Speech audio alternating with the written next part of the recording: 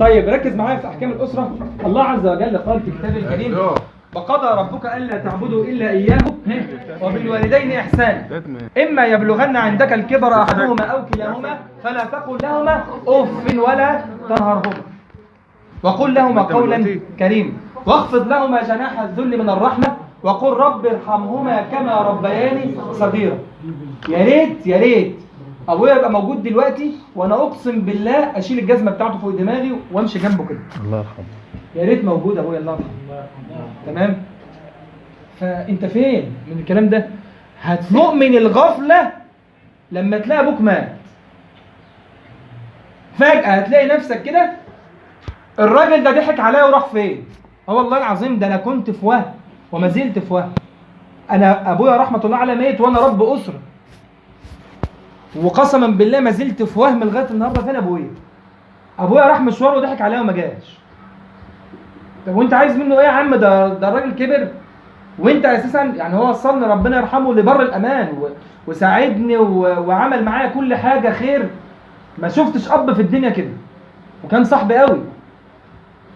فالحوار خلص ووصلك وميت وانا متوظف وتمام وزي الفل والحمد لله وربنا كرمني وعندي دخل وعندي اسره. بس انا حاسس ان انا ظهري اتكسر اليوم اللي ابويا مات فيه الله يرحمه. طب تعمل ايه بقى؟ قابل ابوك بوس ايده.